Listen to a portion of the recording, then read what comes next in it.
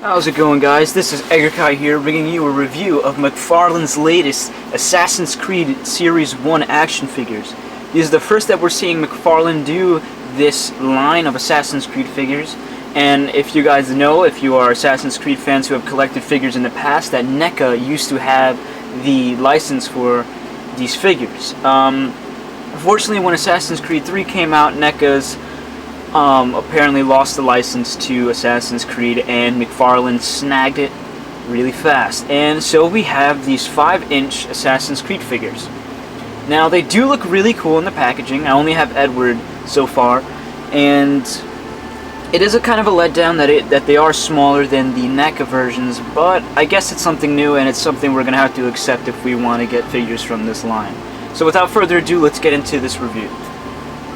Here's just the packaging here. I usually don't review packaging, but I figured, you know, it's small enough to just get through by quickly. Oops, sorry. So we have a nice picture of Edward here. Edward in the packaging there. We'll see him out of the box better. Comes with exclusive DLC content, which is really cool. Each figure comes with DLC content. That is a win-win. So in Series 1 we have Connor, which I didn't see at the store, Haytham, which I saw, and Edward, and I picked up the last one, luckily. And next series we're going to have an exclusive Connor in the New York outfit. Connor from the Tyranny of King Washington, and a few characters from Assassin's Creed 4 like Blackbeard, Benjamin Hornigold, and a secret figure to be revealed. So each of them come with their own exclusive content and accessories, and yeah, I mean, really cool packaging, pretty skinny. Just says Assassin's Creed plain there with McFarlane toys on the side, and with some, here's the DLC, the sword that you get, the Kenway family sword. So let's get this guy out of the packaging. So here he is out of the packaging. Here we have Edward Kenway from Assassin's Creed 4, and he has a good amount of detail. His paint application is pretty tight. It's not bad at all. I don't see too many errors, which is surprising from McFarlane. If you've seen their Walking Dead figures, paint application has been a little weird on those.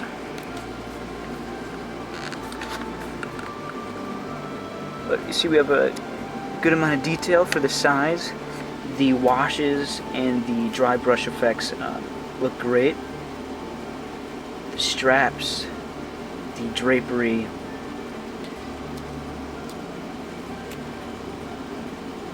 the boots,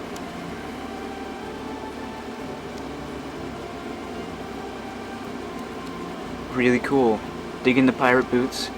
Here's a sword. We're just taking a look at the sculpt and paint application here. Let's check out that head sculpt, shall we?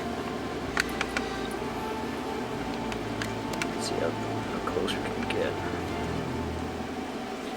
So, I mean, based on the trailers, it does have a likeness to the character. I think it looks pretty good, but no, you know, judging not from playing the game for several hours straight, I'm not sure just exactly what his likeness looks like in the game, but nevertheless, this is a pretty good sculpt. Now, I wish that the hood would cover more of his face.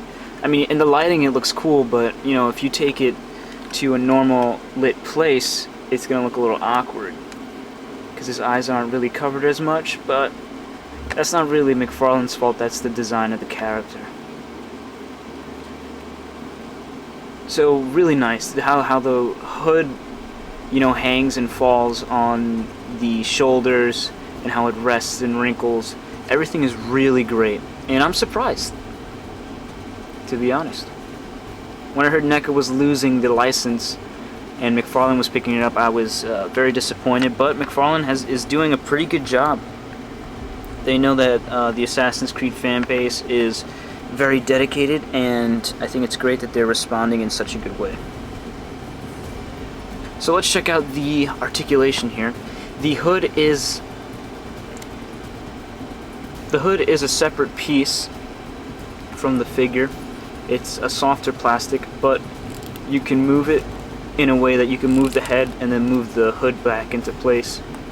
So the head is turned, but the hood stays the same, which is different from the NECA version. We have no articulation whatsoever in the body, chest area, ab crunch, nothing like that. No waist articulation.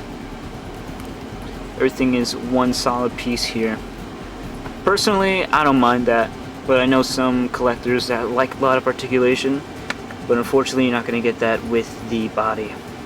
The arms go out, in, forward, and back. Now the joints have clicks here, so they must click in order to move, which I think is great because it makes the joints more stable, especially for a smaller figure like this. We bend at the elbow, we can rotate at the elbow, and we have ball jointed wrists. Same thing with this arm. Legs can go forward, back, out, in. We can bend at the knee. You can hear the clicks there, and we can rotate, and then we have ankle articulation here. So, pretty good articulation.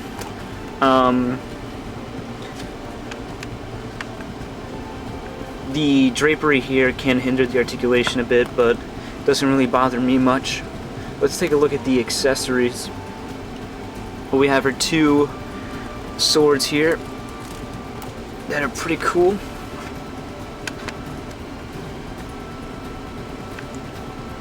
Nice detail for the size. Strong as well. It's not a flimsy plastic. No warping. Let's take a look at this. If we can focus the design here. Really nice. You can see the A, the Assassin's A in there. Very cool. The other sword is exactly the same. Then we have a cool little mechanism, I guess. The hidden blades are removable. You can see the pegs here, and he comes with two of them, and they have good detail for their size, and he's actually wearing these hidden blades, which are they're not retracted, so they're actually smaller, so you see the difference here. And you can choose which one wants to go on. You just hook it onto his forearm and his gauntlet, and it's fine. So let's put this back on him here. But yeah, overall this is a pretty cool figure. I'm really digging it. It cost me 17 bucks. I mean, I don't really think that's a great price for a figure of this size, but maybe that was just the store that I got it at. But for a quick size comparison, I'm going to bring you NECA's Ezio figure, and you can see the difference here. Pretty substantial. Would have been really cool to get a Connor and Edway in this Edward in this size, but unfortunately that's not happening currently. But yeah. Here is a Walking Dead figure. So they are larger than the Walking Dead figures. The Assassin's Creed figures are larger than the Walking Dead figures. But they are still substantially smaller than the 7-inch scale. So that about wraps up this review. This is a really cool figure. It comes with the downloadable content, great sculpt, cool accessories. It would have been cool if he came with his pistols. I wonder why they didn't come with the pistols. He's supposed to have 4. One here, and then 2 on the side, right? But I guess, I don't know, I guess this is an early version of Edward that he doesn't have his pistols yet.